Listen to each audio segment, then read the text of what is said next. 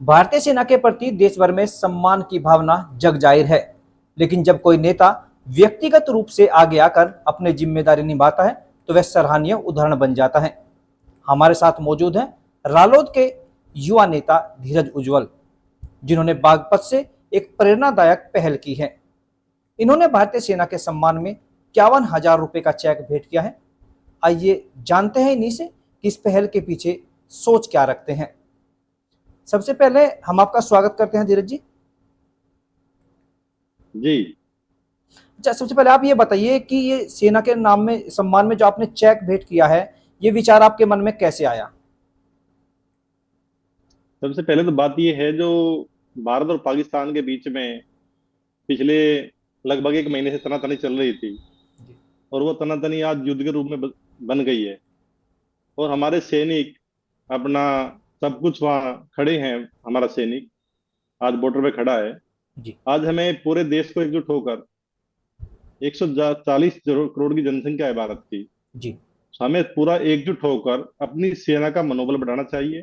जी अपने देश के प्रधानमंत्री आदरणीय नरेंद्र मोदी जी का भी मनोबल बढ़ाना चाहिए।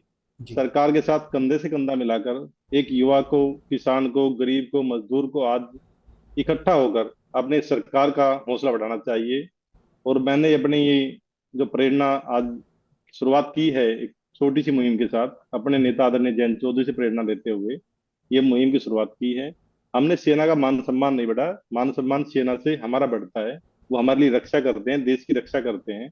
जी तो इसलिए एक छोटी सी मुहिम की शुरुआत की है कि अगर हम शुरुआत करेंगे अच्छे काम की, तो एक अच्छा उसका मैसेज जाएगा, हमारी देश सेना का मनोबल बढ़ेगा। जी और जैसा मनोबल बढ़ेगा, ऐसा ही विपक्षी देश को मुंह तोड़ जवाब देने का काम हमारी सेना करेगी। जी, बिल्कुल धीरज जी, आपने कहीं ना कहीं ठीक कहा है, क्योंकि आज जो सेना ने जो पराक्रम दिखाया है, जिस हौसले का परिचय देते हुए पूरे भारतीयों के हर एक व्यक्ति का सर ऊंचा करने का काम किया है, तो हमारी भी जिम्मेदारी कहीं ना कहीं बनती है कि हम भी अपनी सेना के लिए कुछ करें। तो मैं आपसे जानना चाहूंगा, क्या यह एक व्यक्तिगत पहल है या रालोद पार्टी स्तर पर भी देश सेवा के ऐसे कदम उठाए जा रहे हैं? देखो, रालोद पार्टी से हम जुड़े हुए हैं। हम बड़े चौधरी साहब से प्रेरणा लेकर चलते हैं, चौधरी जी सिंह से प्रेरणा ली है, जयंत चौधरी से प्रेरणा लेकर काम करते हैं। ये पार्टी से बड़ा मुद्दा है, ये देश का मुद्दा है। जी ये पार्टी से कहीं बड़ा मुद्दा है। तो ये पार्टी से वो नहीं है कि पार्टी की हम सबसे पहले भारतीय नागरिक हैं। जी और हमारा सम्मान, हमारा आन बान सम्मान की बात है आज। आज एक परिवार की लड़ाई नहीं है, आज दो देश की लड़ाई है। एक हमारा देश दुश्मन पाकिस्तान हमारे सैनिक पर अटैक करता है, जी तो हमें ये सब कुछ भुलाकर हमारी पार्टी में किस पार्टी को बिलोंग करते हैं, अब पूरे देश को एकजुट होकर आज सैनिकों को अपने मान सम्मान बढ़ाने का काम करना चाहिए। अपनी सरकार का, अपने देश का साथ देना चाहिए।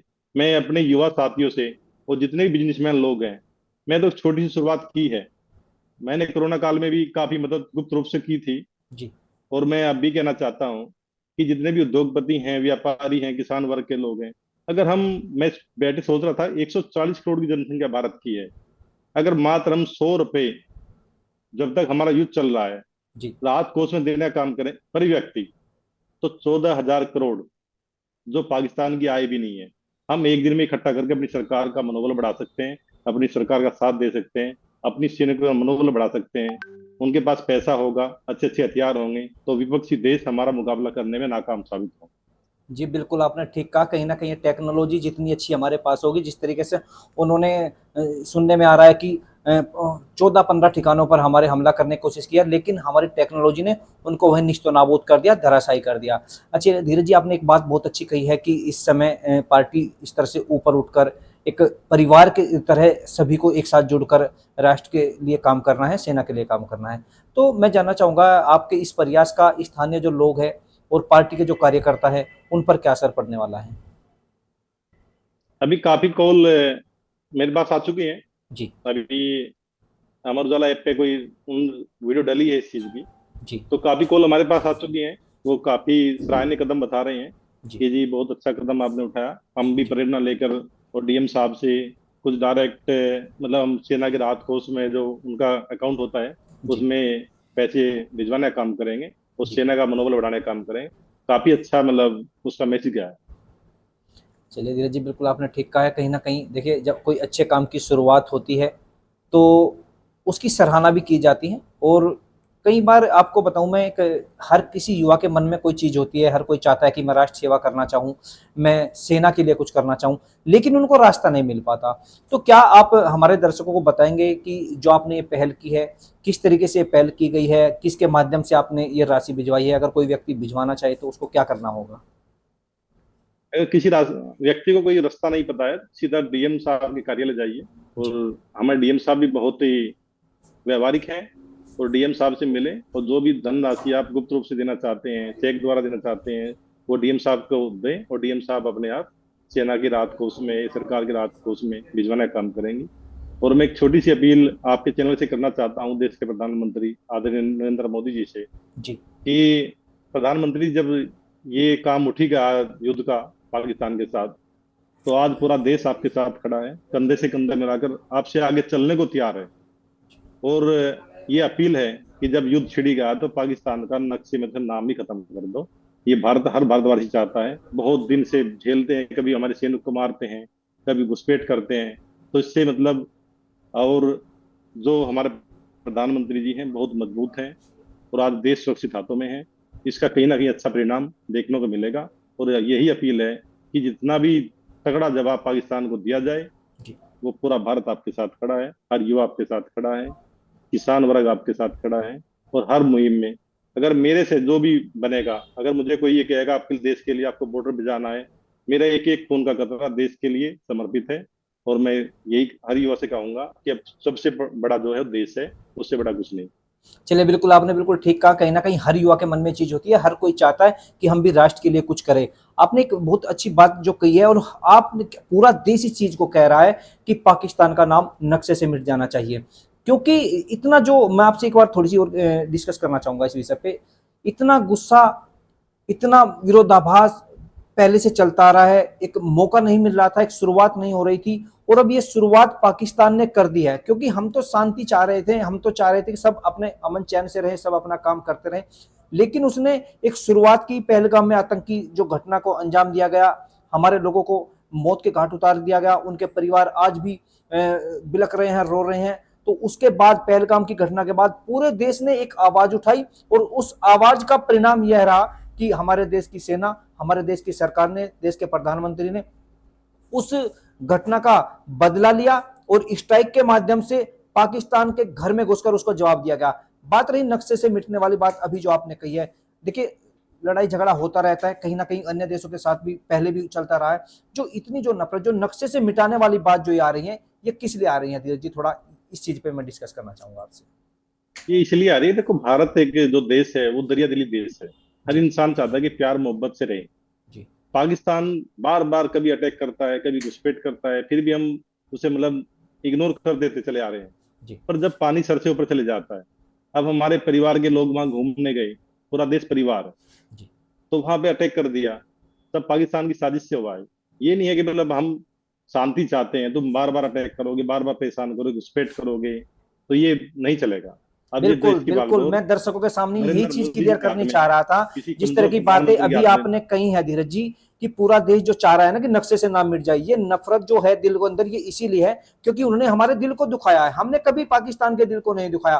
वो जब भी उसको मौका मिला, वो किसी भी माध्यम से, वो हमेशा हम भारतीयों के दिल को दुखाने का उसने काम किया। और जो पहलगाम की जो घटना की है, इससे पूरा देश त्रस्त है, पीड़ित है, और हर कोई चाहता है कि पाकिस्तान का नाम नक्शे से मिट जाना चाहिए। और जिस तरह का अभी ये लड़ाई छिड़ चुकी है, और लग भी रहा है, हमें अपनी सेना पे गर्व है, हमें अपने प्रधानमंत्री पे गर्व है, और हमें उम्मीद है कि जिस तरह के परिणाम अभी सामने आ रहे हैं, लगातार पिछले 2-3 दिनों से मीडिया पे भी लगातार चीजें चल रही हैं, इससे लग रहा है कि पाकिस्तान को हमारी सेना मुंह तोड़ जवाब देगी, उसके घर में घुस के जवाब दे रही है। और अगर नक्शे से नाम भी नहीं मिटेगा तो इस काबिल पाकिस्तान नहीं रहेगा कि वो किसी के सामने अपनी नजर उठा सके। जब पहलगांव में ये हमला हुआ था, जी। तो आप विश्वास नहीं करोगे कि मतलब घर में चूल्हा नहीं जला। जी। मतलब जो उनकी वीडियो हम देख रहे थे, और वो लड़की अपने पति की लाश के पास बैठी थी, तो उनका क्या दोष था? जब से भारत पाकिस्तान अलग हुए हैं, भारत ने कभी कोई उनका अटैक नहीं किया, कोई हमला नहीं किया, कोई हमारे सैनिक ठान जाते, घुसपैठ हम नहीं करते, फिर वो जी। बार बार क्यों करता है छिछोरेपन? ये बर्दाश्त से बाहर हो चुका है। और आज देश की बागडोर किसी कमजोर व्यक्ति के हाथ में नहीं है, वो नरेंद्र मोदी जी के हाथ में है। और उसका परिणाम पाकिस्तान को भुगतना पड़ेगा। और हम अपील करते हैं कि माननीय प्रधानमंत्री जी, पाकिस्तान का नक्शे में से नाम ही खत्म कर दो। हर जी जी, भारत बिल्कुल का वासी बिल्कुल। आपके साथ कहीं ना खड़ा कहीं है। हमारे चैनल के माध्यम से आपकी बात भी उसी तरह तक पहुंचेगी। लेकिन थोड़ा सा मैं अभी आप सवालों के पास तरफ लौटता हूं। तो जिस तरह से आपने जी सहयोग राशि पहुंची है सेना के लिए, क्या उसके बाद सेना से या किसी संस्था से कोई प्रतिक्रिया आपकी प्राप्त हुई है?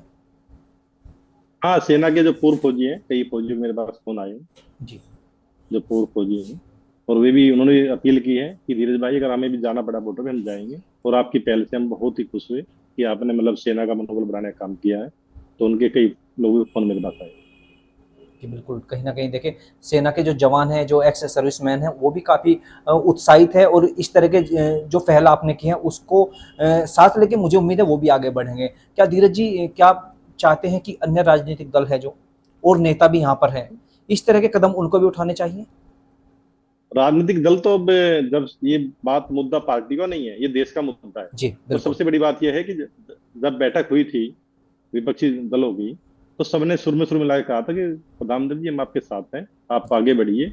इसमें कोई पार्टी नहीं, कोई राजनीति नहीं, सब पार्टी को एक जुटा कर जी। माननीय मोदी जी का साथ देना चाहिए। और सरकार को मजबूत करने का काम करना चाहिए, अपनी सेना के लिए जो भी हो सकता हो फंड, उन्हें भी अपनी पार्टी से सरकार को रात को उसमें देना चाहिए। चलिए, बिल्कुल। कहीं न कहीं धीरज जी, आपसे एक बातें करके हमें अच्छा लगा, क्योंकि ये राष्ट्र के विषय की बातें हैं और कहीं न कहीं राष्ट्र के सम्मान की बात है। अभी आपने कुछ बात कही थी कि भारत में 144 करोड़ की जो जनसंख्या है, अगर एक व्यक्ति ₹1 का सहयोग भी सेना के लिए करेगा, तो जितनी पाकिस्तान की कुल आय है, उससे वो अधिक सहयोग हो जाएगा और उस सहयोग से हमारी सेना के हाथ मजबूत होंगे, हमारे पास हथियार होंगे। जब हथियार सेना के पास होंगे, तो किसी भी दुश्मन को मुंह तोड़ जवाब देने में कहीं ना कहीं सक्षम साबित होगी। तो सभी से अपील है कि जिस तरह की मुहिम धीरज जी ने चलाई है, आप लोग भी इस मुहिम में आगे बढ़िए। अगर आप सहयोग करना चाहते हैं तो आप अपने जिले के जिलाधिकारी से संपर्क कर सकते हैं और वहां पर जो सेना का हमारा राहत कोष है उसमें सहयोग कर सकते हैं। तो अब धीरज जी, आपसे जुड़कर काफी अच्छा लगा। आपकी जो सोच है, आपकी जो संवेदना है देश के जवानों के प्रति, सच्चे सम्मान को दर्शाती है। हमें उम्मीद है कि इस तरह के कदम न केवल सैनिकों का हौसला बढ़ाएंगे बल्कि समाज को एक नई दिशा भी देंगे। फिलहाल सिर्फ इतना ही। अब इजाजत दीजिए, फिर मिलेंगे। नमस्कार। जय हिंद।